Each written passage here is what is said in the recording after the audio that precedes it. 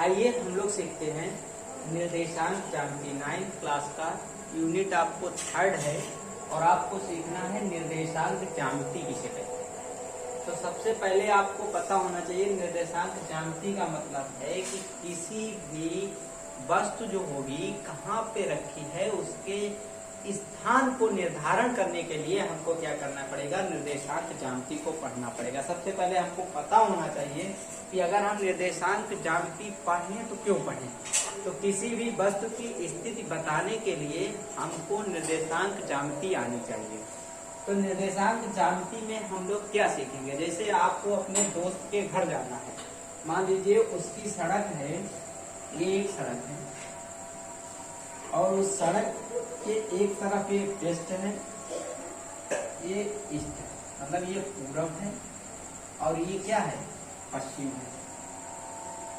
तो अब पश्चिम पूरब है और पश्चिम है और ये सड़क के इधर गलियां कटी हुई हैं। एक गली ये है, पहली गली, फिर पहली गली, फिर उसके बाद एक कटी हुई है दूसरी गली, फिर उसके बाद कटी हुई है तीसरी गली, इसके बाद कटी हुई कौन सी गली, चौथी गली। इसी तरीके से ये सड़क के उत्तर दिशा में कटी हुई है और अगर इसी की तरीके से दक्षिण दिशा में कटी हो तो ये मार्ग था, पहला मार्ग था।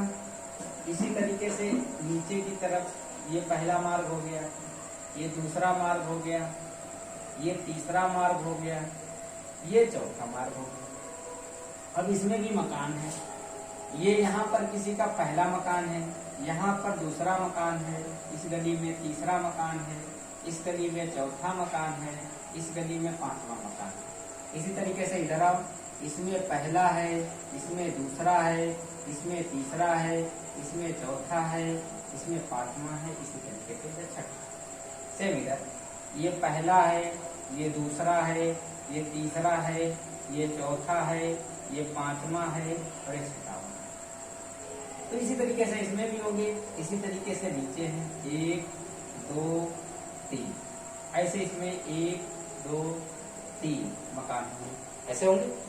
अब निर्देशांक ज्यामिति के कहने के लिए अगर आपसे कह दिया जाए कि आप इस रोड पर जाएं, इसका कोई भी नाम हो सकता है रोड का, और रोड पे जाने के बाद आपसे कह दिया जाए इस रोड पर मकान पश्चिम दिशा उत्तर दिशा में है, तो आप उत्तर दिशा में मकान ढूंढने में ढूंढ तो लेंगे, लेकिन आपको ढूंढने में बहुत ज्यादा टाइम लग जाएगा। तो इसलिए आप क्या करेंगे, आपको देखना पड़ेगा कि इस रोड पे, ये रोड है, मार्ग है, इस रोड पर गए, पहले मार्ग पर है कौन सा मकान है, तो पहले मार्ग पर कौन सा मकान, तीसरा अगर मकान आपके मित्र का है तो इसको 1,3 के रूप में लिख देंगे। इस तरीके से हम इसका निर्धारण कर सकते हैं कि कौन से मकान को कैसे निर्धारित किया जाएगा। यही बात हम लोग क्या करेंगे इस चैप्टर में सीखेंगे।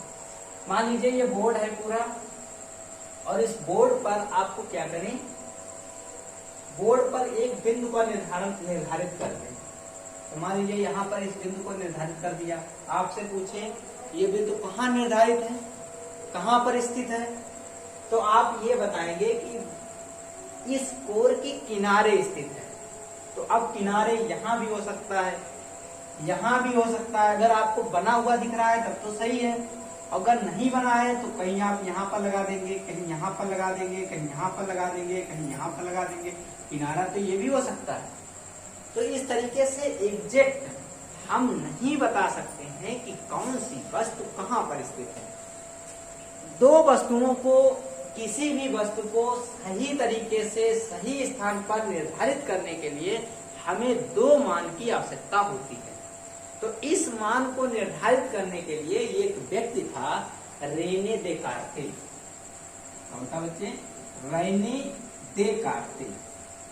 इसको सुबह में सोने का बहुत ही क्या था, रेने देकार्ते थे, इन्हें सुबह में सोने का आलस तो नहीं था, लेकिन सुबह सोना ज्यादा चाहते थे। जैसे कई लोग होते हैं जो सुबह ज्यादा सोते हैं, तो सोने का उसका मतलब ये था, ये कहते थे कि अगर हम सुबह अगर चारपाई पर सोते रहते हैं तो हमारे सोचने की क्षमता ज्यादा बढ़ती है। ये 17वीं शताब्दी में हुए थे। तो ऐसा कहा जाता है कि एक दिन ये चारपाई पर लेटे हुए थे और चारपाई भी बानों वाली थी, ऐसा माना जाता है। अब थी या नहीं थी ये हम नहीं कह सकते हैं। तो चारपाई पे लेटे थे, मान लीजिए चारपाई इसी तरीके से तो होती है बान वाली, ऐसे ऐसे ऐसे ऐसे। अब ये सुबह सुबह जब ज्यादा लेटे रहेंगे तो बच्चों क्या हो जाएगा, लेटे रहेंगे चारपाई टूट जाएगी। जब चारपाई टूटेगी तो इन्होंने देखा ये यहाँ पर लेटे हुए थे, टूट गई चारपाई। तो ये वैसे भी सोते थे सुबह बैठ के, तो ये सोच विचार कुछ ज्यादा ही करते थे। तो इन्होंने सोचा अरे ये टूट गई है, तो यहाँ पे जो बाण टूटा था तो इन्होंने बाण गिनने शुरू कर दिए। इधर से गिने 1 2 3 4 5 6 7, इधर से गिने 1 2 3। तो देखो जब इधर से गिना तो ये 5वां बाण था। कौन सा बाण था, 5वां। और इस साइड से गिना तो ये कौन सा बाण था, 3रा बाण था। तो इसी तरीके से तब क्या हो गया, सॉरी दूसरा बाण था। तो दूसरा बाण था तो ये ही निर्देशांक क्या बन गया, ज्यामिति इस पॉइंट P का निर्धारण हो गया और पॉइंट निर्देशांक बन गए। तो ये बातें तो हमने इसके इतिहास के बारे में जानी। अब गणित के रूप में हम लोग इसे थोड़ा सीखेंगे। तो गणित के रूप में आपको संख्या रेखा जो होती है उस पर अंकों का निर्धारण करना आपको पहले से बता दिया गया है। कैसे बताया गया, देखिए संख्या रेखा पर किसी भी एक रेखा होती है, उसमें आपसे क्या कहा गया कि उसमें एक मूल बिंदु होता है बीचों बीच में, उसको हम लोग क्या मानते हैं, 0 मानते हैं। अगर हम दाहिनी तरफ बढ़ते हैं तो पहला पॉइंट को हम एक दूरी, एक समान दूरी अगर मानी जाए 0 से 1, इसी अगली दूरी को 2 मानते हैं, 3 मानते हैं, 4 मानते हैं, 5 मानते हैं। इसी तरीके से अगर बाईं तरफ आते हैं तो माइनस में लिखते हैं, -1 -2 -3 -4। तो कहने का मतलब किसी भी संख्या रेखा पर हमने पिछली कक्षाओं में किसी भी बिंदु का निर्धारण सीख सीखा है। अगर कोई वस्तु 1 पर है तो उसको यहाँ पर निर्धारित कर देते हैं, 2 पर है तो इधर निर्धारित कर देते हैं। लेकिन लेने दे कार्ते को पढ़ने के बाद हम कार्तीय तल में 2 बिंदुओं को निर्धारित करते हैं। तो 2 बिंदुओं को निर्धारित करने के लिए कहने का मतलब हम ऐसा करते हैं, पूरी एक क्लास बनाते हैं और क्लास में हम मेजे डालते हैं और मेजे डालने के बाद एक अध्यापक को बिठाते हैं और उसमें किसी भी विद्यार्थी के निर्धारित करते हैं कि विद्यार्थी किस स्थान पर बैठा हुआ है। इसी तरीके से आप इस तरीके से भी बता सकते हैं कि अगर आपके विद्यालय में बहुत सारे रूम हैं, उस रूम में कोई फैन खराब हो जाता है तो आप ऐसा तो है नहीं कि मैकेनिक के साथ जाकर बताएं, जाकर कि कौन सा, अगर इतना टाइम आपके पास होगा तो जाकर बताएंगे। तो बहुत टाइम खत्म होगा तो आप ऐसा करेंगे कि क्लास नंबर 12 जो नंबर क्लास है उसमें पहली रो का फैन ऑफ हो गया है तो उसे वो मैकेनिक सही कर देगा। और पता लगे आपने बता दिया कि फैन दूसरा वाला खराब है, वो सही वाला सही, खराब वाला सही करके, सही ही खराब करके फिर सही कराया, तुम्हारा नुकसान हो जाएगा। तो सबसे पहले ऐसा करते हैं, ये क्लास बनाते हैं और उसमें हम पंक्तियां बनाते हैं और स्तंभ बनाते हैं। क्या बनाते हैं, पंक्तियां और स्तंभ बनाते हैं।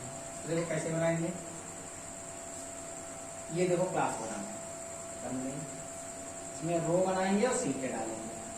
देखो इधर डाल दी, एक पंक्ति बना दी, दूसरी पंक्ति बना दी, तीसरी पंक्ति बना दी, चौथी पंक्ति बना दी, 5वीं पंक्ति बना दी, 6ठी पंक्ति बना दी और 7वीं पंक्ति बना दी। ठीक है, देखो नीचे से बना, ये पहली पंक्ति, दूसरी पंक्ति, तीसरी पंक्ति, चौथी पंक्ति, 5वीं पंक्ति, 6ठी पंक्ति, 7वीं पंक्ति, 8वीं पंक्ति, मतलब लाइन ये पहली। इसके बाद बना दिया स्तंभ, स्तंभ बना दिए, छोटी होते हैं। पहला स्तंभ, दूसरा स्तंभ, तीसरा स्तंभ, चौथा स्तंभ, 5वां स्तंभ। और यहाँ पर एक टेबल डाल दी, किसकी, शिक्षक की डाल दी, किसकी डाल दी, शिक्षक की डाल दी। अब शिक्षक केवल ऑब्जर्वर के रूप में काम करेगा, देखेगा कौन सा विद्यार्थी किस स्थान पर बैठा है। मान लीजिए लक्ष्मीकांत यहाँ पर बैठे हुए हैं, तो लक्ष्मीकांत के बिंदु का निर्धारण करना है। तो सबसे पहले हम देखेंगे कि किस पंक्ति में बैठे हुए हैं। तो ये पंक्तियां हैं, ये स्तंभ है, ये स्तंभ है, ये स्तंभ है, ये स्तंभ है, ये स्तंभ है। पंक्ति कौन सी है? ये पंक्ति है। तो ये पहली पंक्ति है, दूसरी पंक्ति है, तीसरी पंक्ति है, चौथी पंक्ति है, पांचवी पंक्ति है, छठी पंक्ति। लक्ष्मीकांत छठे पंक्ति में बैठे हैं। कौन से स्तंभ में बैठे हैं? पहले, दूसरे, तीसरे। तो छठे और तीसरे स्तंभ में बैठे। छठी पंक्ति में लक्ष्मीकांत बैठे हैं और इधर से हमने देखा तो तीसरे में बैठे हैं। मान लो सोनू है, सोनू यहाँ पर इस सीट पर बैठ गया अब तक। तो सोनू का निर्धारण कैसे करेंगे? किस पंक्ति में बैठे हुए हैं? पहली, दूसरी, तीसरी, चौथी। चौथी पंक्ति में है तो हम इसे 4 लिखेंगे। सोनू को, ये थे लक्ष्मीकांत। लक्ष्मीकांत का निर्धारण कर दिया था, कहाँ पर बैठे हुए हैं? 6,3 पर। अब सोनू का निर्धारण करते हैं। सोनू चौथी पंक्ति में बैठे हुए हैं और चौथी पंक्ति के चौथे कॉलम में बैठे हुए हैं। तो इस तरीके से हम क्या करेंगे, कोई भी बैठा हो, स्तंभ में बैठा है या पंक्ति में बैठा है, तो हम लोग पहचान लेते हैं। अब संख्या रेखा पर बैठे हुए व्यक्ति को कैसा भी रखा हो, कहीं स्तंभ रखा हो, कहीं पर भी इस तरीके से हम उसका स्थान निर्धारण कर सकते हैं कि स्तंभ बनाकर और पंक्ति बनाकर। आइए मेरे प्यारे बच्चों, अब हम लोग देखते हैं कि रेने देकार्ते ने जो एक तल दिया उसको हम लोग कहते हैं कार्तीक तल। तो रेने देकार्ते ने उसी को हम निर्देशांक ज्यामिति कहते हैं, कोऑर्डिनेट ज्योमेट्री भी कहते हैं। तो ये फ्रांस के गणितज्ञ थे रेने देकार्ते और 17वीं शताब्दी में थे। कहाँ के थे ये भी ध्यान रखना है।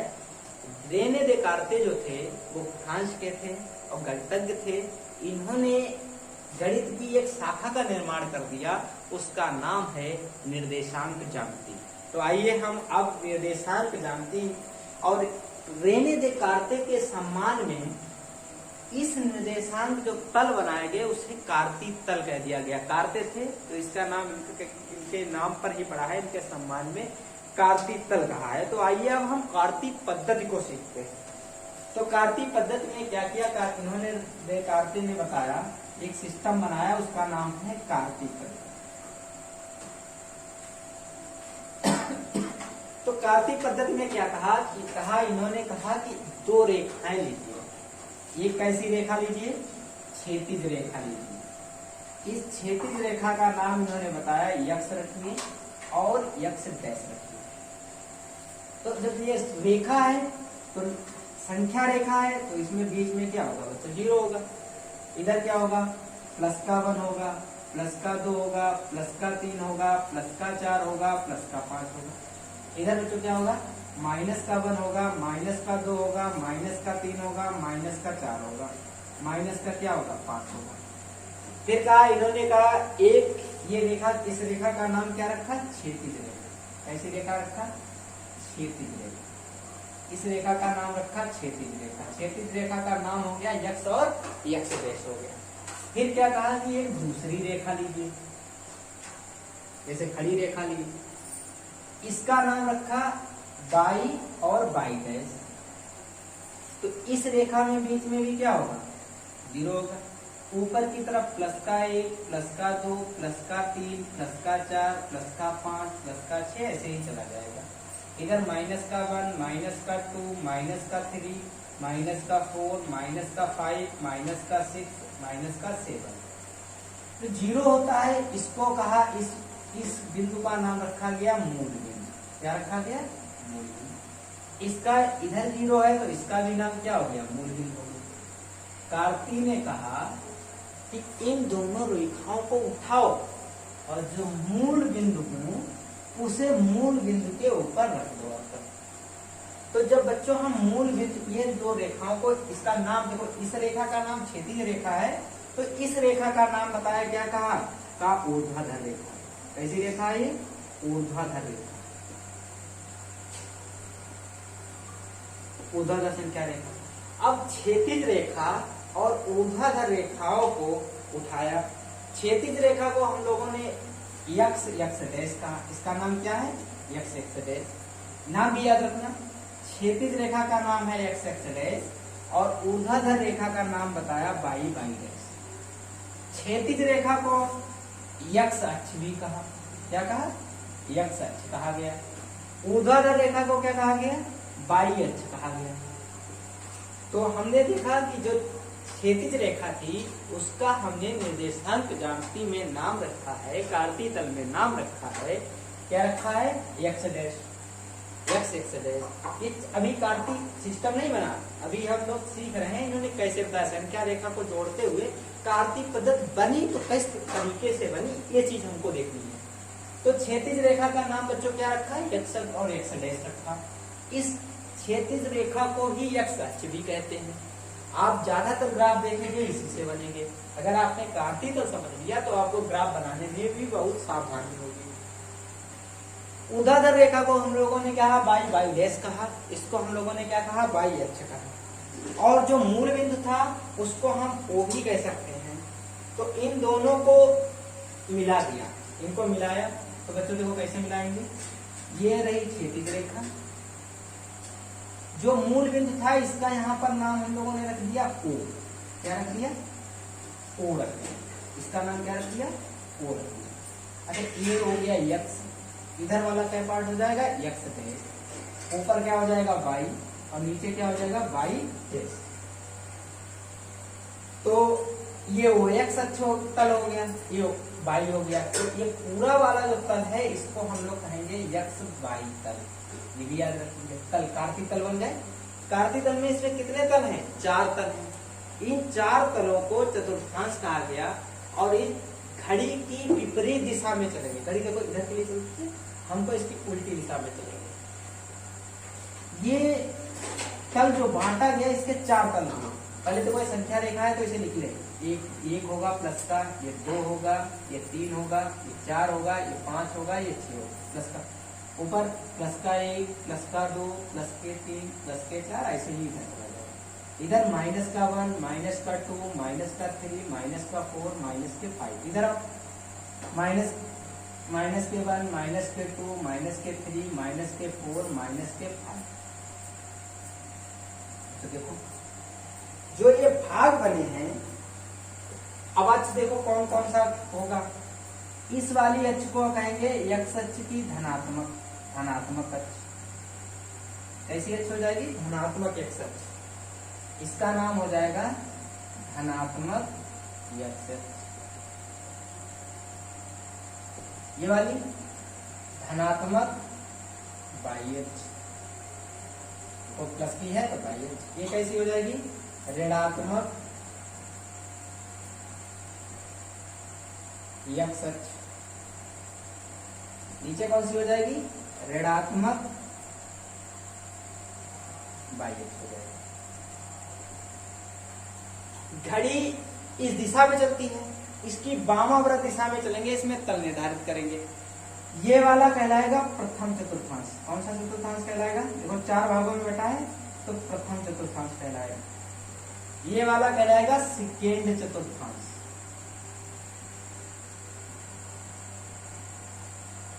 ये वाला कहलाएगा थर्ड चतुर्थांश। ये वाला कहलाएगा आपका फोर्थ चतुर्थांश। कौन सा कहलाएगा, फोर्थ चतुर्थांश कहलाएगा।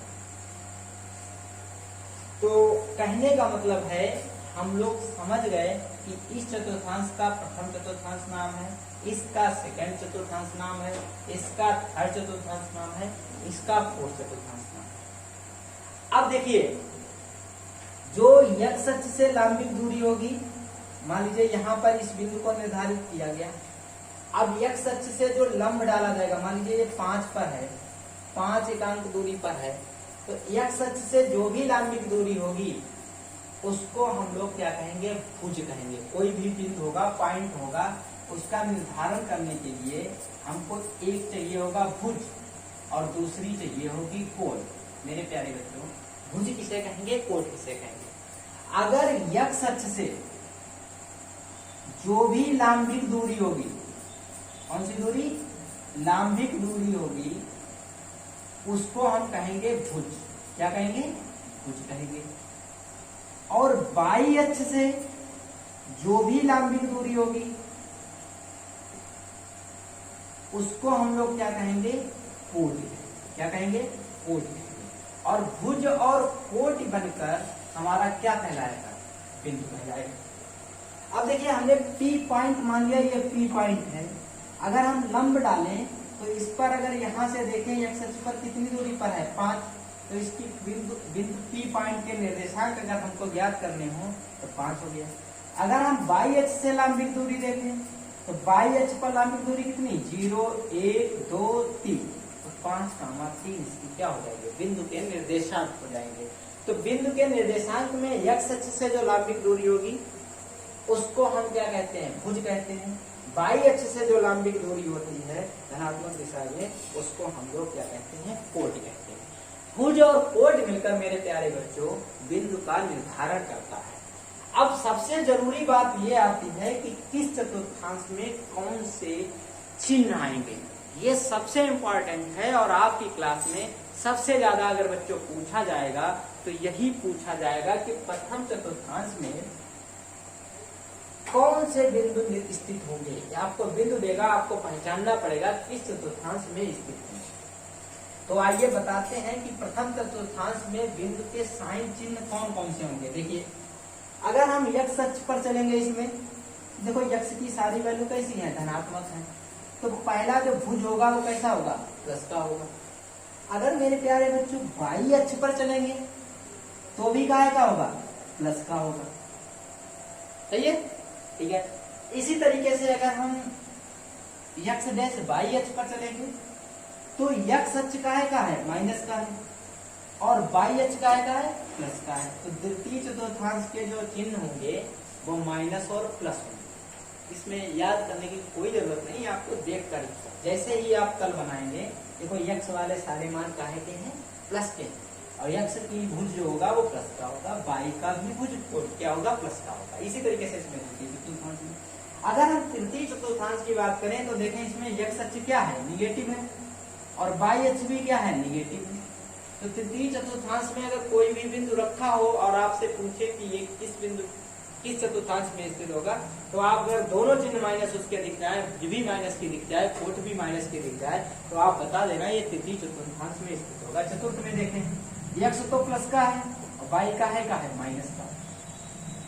तो ये चिन्ह होंगे चतुर्थांश में कि x अक्ष में कौन सा होगा चिन्ह, y अक्ष प्रथम चतुर्थांश में कौन सा होगा।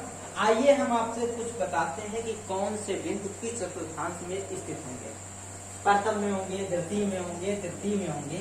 आइए देखते हैं। भी करना हो तो x अक्ष पर बहुत आसानी से आप लोग बना सकते हैं।